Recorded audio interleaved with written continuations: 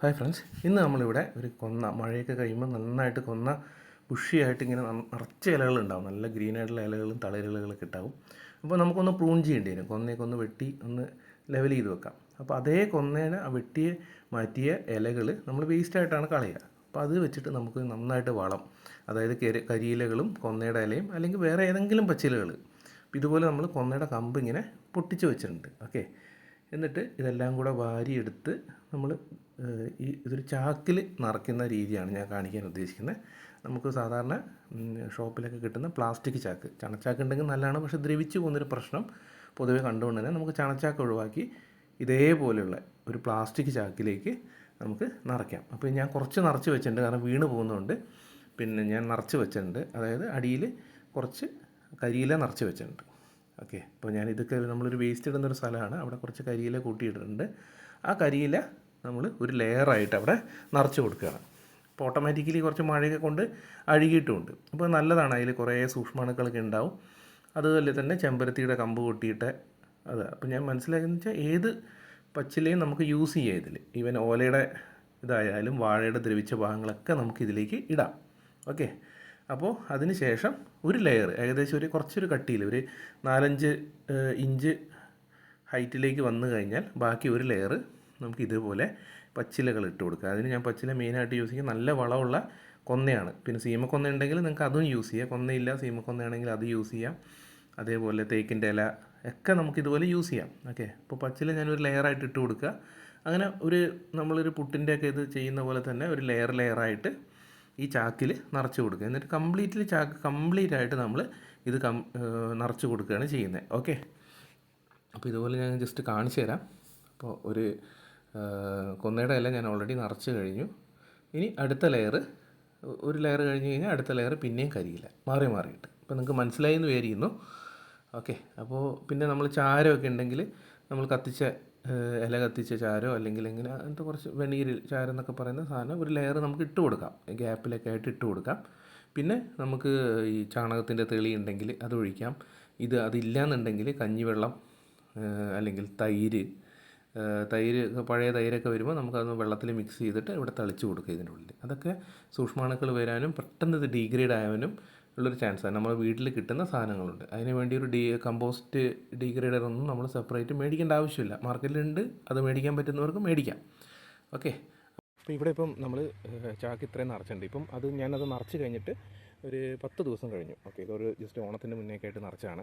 അപ്പോൾ ആ വീഡിയോ എടുത്തിട്ട് 10 ദിവസം കഴിഞ്ഞു. അപ്പോൾ ഇപ്പോൾ നമുക്ക് നോക്കാം ഇതിൻ്റെ ഉള്ളിലത്തെ അവസ്ഥ. ഓക്കെ, അന്നൊരു ഞാനൊരു കുറച്ച് ഇത്രയില്ലായിരുന്നു, എന്നാലും ഒരു ചെറിയൊരു രീതിക്ക് നമ്മൾ വെച്ച് കൊടുക്കുകയാണ്. കേട്ടോ, നിങ്ങൾക്ക് കണ്ടാൽ മനസ്സിലാവും.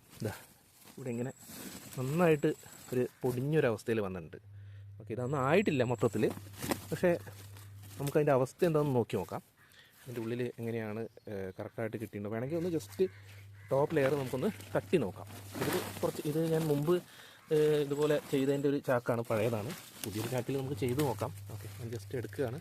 ഇത് കണ്ടോ, ഉള്ളിലേക്ക് നന്നായിട്ട് ഡീഗ്രേഡ് ആയിട്ടുണ്ട് കേട്ടോ. കുറച്ച് മണ്ണിൻ്റെ അംശങ്ങളുണ്ട്, നന്നായിട്ട് ഡീഗ്രേഡ് ആയിട്ട് കാണുന്നുണ്ട്. ഓക്കെ, അപ്പോൾ ഇത് സക്സസ്ഫുള്ളാണ്, നന്നായിട്ട് ആവുന്നുണ്ടെന്നാണ് അർത്ഥം. മുമ്പ് ഞാൻ നോക്കിയിട്ടുണ്ടായിരുന്നില്ല, കഴിഞ്ഞ തവണ ഇന്നൊരു വീഡിയോ ആയിട്ടോ ഒന്നും ശ്രദ്ധിക്കാണ്ട് വെറുതെ ആക്കിയിട്ടാണ്. അപ്പോൾ അത് സക്സസ്ഫുള്ളായി കണ്ടിട്ടാണ്. നോക്കിയാലും കണ്ടോ, ഉള്ളിലേക്ക് നല്ല രീതിക്കായിട്ട് കണ്ടോ ഇലകൾ. ഇത് നമുക്കൊരു ചട്ടിയുടെ അടിയിലൊക്കെ ഈ പരുവത്തിൽ ഏറ്റവും ലോവർ പോർഷനിലൊക്കെ നിറയ്ക്കാൻ ഈ പരുവം മതി. കണ്ടോ, ഇങ്ങനെ വരുന്നത് കണ്ടോ. ഇത് നല്ലതായിട്ട് ജീവികളും സൂക്ഷ്മാണുക്കളൊക്കെ വന്ന് കിടപ്പുണ്ട്. ഓക്കെ, എന്താ ഇതുപോലെ തന്നെ നല്ലോണം പൊടിയുന്നുണ്ട്. അപ്പോൾ അത് നന്നായിട്ട് വർക്കാവുന്നുണ്ടാണ് അതിൻ്റെ അർത്ഥം. 10 ദിവസം കൊണ്ട് തന്നെ ഈ പരുവത്തിലായിട്ടുണ്ട്. ഓക്കെ, അപ്പോൾ ഇനി നമുക്കൊന്നും കൂടെ ഇവിടെ ഇരിക്കുന്നത് ഇതൊരു വേസ്റ്റ് ഇട്ട് വെക്കുന്നത്, കരിയിലൊക്കെ വിട്ട് കുറച്ച് കത്തിച്ചായിരുന്നു. അവിടെ കുറച്ച് പേപ്പേഴ്സൊക്കെ വന്നപ്പോൾ അവിടെ കത്തിച്ച രീതിയിൽ പിടിച്ചിരിക്കുക. അപ്പോൾ പ്ലാസ്റ്റിക്കൊക്കെ ഇങ്ങനെ ഉണ്ടാവും. നമ്മുടെ വീട്ടിലാകുമ്പോൾ പ്ലാസ്റ്റിക് തീരെ നമുക്ക് ഒഴിവാക്കാൻ പറ്റില്ല. അപ്പോൾ കഴിയുന്നതും നമ്മളിങ്ങനെ ഗ്യാസിൻ്റെയൊക്കെ ഇതാണ് നമ്മൾ അടിച്ച് വാരി ഇടുമ്പോഴൊക്കെ കഴിയുന്നതും നമ്മളിങ്ങനെ പ്ലാസ്റ്റിക് ഉണ്ടെങ്കിൽ ഇതുപോലൊരു ബക്കറ്റ് എടുത്തിട്ട് അതിലേക്ക് മാറ്റിയിടുക. ഓക്കെ, ഇനി ഈ പുല്ല് ഞാൻ ജസ്റ്റ് ഒന്ന് വാടാൻ വേണ്ടി ഇട്ട് വെച്ചാണ്, ഇന്നലെ പറിച്ച് വെച്ചതാണ്. അപ്പോൾ ഇങ്ങനത്തെ പുല്ലൊക്കെ നമുക്ക് ഇതിലേക്ക് നിറയ്ക്കാം. അപ്പോൾ ഞാൻ ബാക്കി കൂടെ കാണിക്കാം.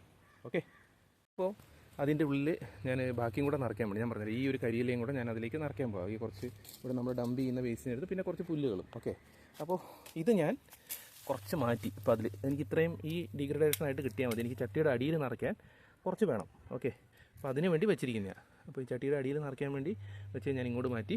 ഇനിയിപ്പം ഇതിൽ നമ്മൾ കൊന്നയുടെ ഇല അപ്പാടെ തന്നെ ഇട്ടായിരുന്നു.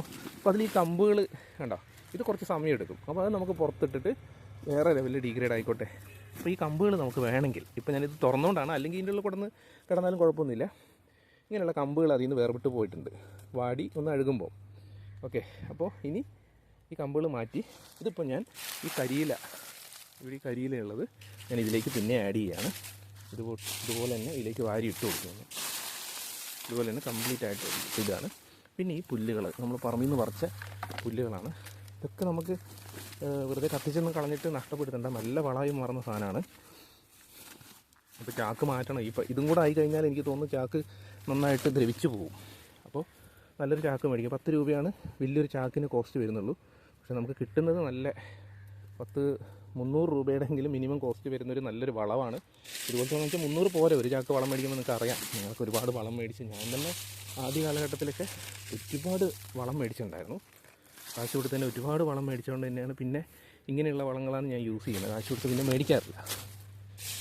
ഓക്കെ, അപ്പോൾ ഇതുപോലെ നമുക്ക് ഇലകൾ കംപ്ലീറ്റ് നിറയ്ക്കാം. ഇനി ഞാൻ ബാക്കി നിങ്ങൾക്കറിയാലോ, ഇനി നമ്മളിപ്പം പുല്ല് പച്ചില വളം വെച്ചു. ഇനി നിങ്ങൾക്ക് കൊന്നയുടെ ഇല ഉണ്ടെങ്കിൽ അത് ഇട്ട് കൊടുക്കുക ഗ്യാപ്പിൽ. അങ്ങനെയാണെന്ന് ചെയ്യുന്നത്. ഓക്കെ, പിന്നെ കുറച്ച് അഴുകിയ ഇലകളുണ്ടെങ്കിൽ അത് ഇട്ട് കൊടുക്കുക. കുറച്ച് ഫാസ്റ്റായിട്ട് ചെയ്യും.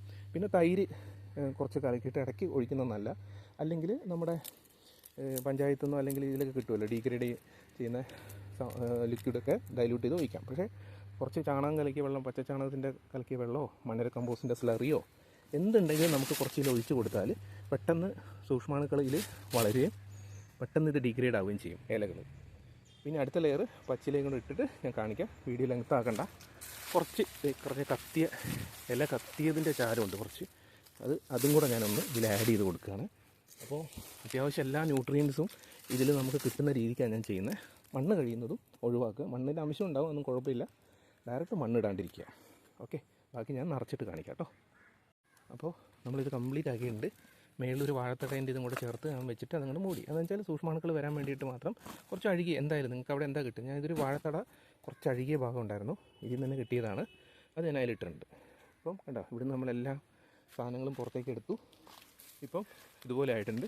ഇനി ഇതൊന്ന് ഇളക്കിയിടണം. ഞാനിതൊരു മണ്ണ് മിക്സ് ചെയ്തിട്ട് നമ്മൾ കോരിയിടുമ്പോൾ തന്നെ മണ്ണൊക്കെ ഉണ്ടാകുന്ന അത് അതേപടി ഇടുന്നതാണ്. ഇത്രയും പോലത്തെ ഒരു കല്ല് വെച്ച് കെട്ടിയതാണ്. അപ്പോൾ നാച്ചുറലായിട്ട് തന്നെ കുറച്ച് അഴുകും. എന്നിട്ട് നമ്മൾ കരിയിലയും കൂടെ ചേർത്തിടും. അപ്പോൾ ഇതിനെയൊക്കെ കുറച്ചൊന്ന് തട്ടിയിടണം. ഈ സ്പേസ് വഴി കോരി പുറത്തിട്ട് തട്ടിയിട്ടാണ് ഞാൻ പോട്ടി മിക്സ് ആക്കുന്നത്. ഇതാണ് എൻ്റെ പോട്ടി മിക്സിൻ്റെ മെയിൻ ഒരു സ്ഥലം. ഓക്കെ, പിന്നെ ഇവിടെ തെങ്ങിൻ്റെ മറ്റൊക്കെ ഇടുന്നതൊക്കെ പിന്നീട് അഴുകുമ്പം അതിൽ നിന്ന് തട്ടി മാറ്റി അതിൽ അഴുകിയ ഭാഗം എടുക്കും. ഇനിയിപ്പോൾ ഇതാണിപ്പം ചട്ടിയുടെ താഴെ ഇടാനുള്ള ഒരു പോർഷൻ. അപ്പോൾ ഞാൻ ആ ചട്ടി പോട്ട് ചെയ്യുന്ന സമയത്ത് ഞാൻ കാണിക്കാം ഇത് ഞാൻ എങ്ങനെയാണ് യൂസ് ചെയ്യുന്നതെന്ന്.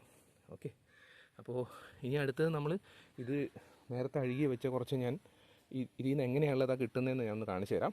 ഓക്കെ, അപ്പോൾ ഇത് ഞാൻ ഇതുപോലത്തെ ചാക്ക് തട്ടി കൊടുത്താണ്. കണ്ടോ, നോക്കി നിങ്ങൾക്ക് മനസ്സിലാവും. ഇതാ ഇലയൊക്കെ മാറ്റി നല്ല വളക്കൂറുള്ള മണ്ണാണിത്. എന്നുവെച്ചാൽ നോക്കിയാലും അറിയാം, ദേ മണ്ണിരയൊക്കെ നല്ല വലുപ്പമുള്ള മണ്ണിരയാണ്. കണ്ടോ, ചാടിപ്പോയി. കണ്ടോ, നല്ല തടിയുള്ള മണ്ണിരയാണ് സംഭവം. അപ്പോൾ ഇതിൻ്റെ ഉള്ളിൽ നിന്നാണ് നമുക്ക് കിട്ടുന്നത്. അതായത് മണ്ണിരനെ കണ്ടു കഴിഞ്ഞാൽ നല്ല വളക്കൂറുള്ള മണ്ണാണെന്നാണ് മെയിൻ ഇത്.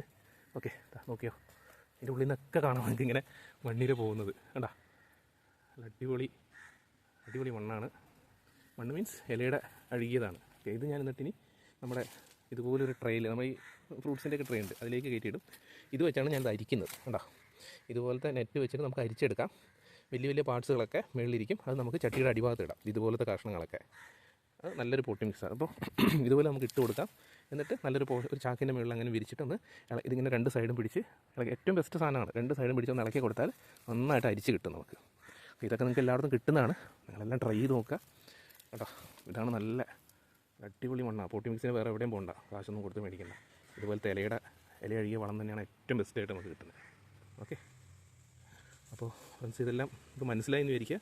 എന്തെങ്കിലും ഡൗട്ട് ഉണ്ടെങ്കിൽ നിങ്ങൾക്ക് കമൻറ്റ് ബോക്സിൽ ചോദിക്കാം. എന്തെങ്കിലും കുറിച്ച് സ്പെഷ്യലായിട്ടുള്ളൊരു വീഡിയോ ചെയ്യണമെങ്കിൽ അത് എനിക്ക് അറിയാവുന്നതുപോലെ ഞാൻ പറഞ്ഞു തരാം. സംശയങ്ങൾ ചോദിക്കുക, ചെടികളെക്കുറിച്ചും വളങ്ങളെക്കുറിച്ചൊക്കെ. Okay friends, thank U.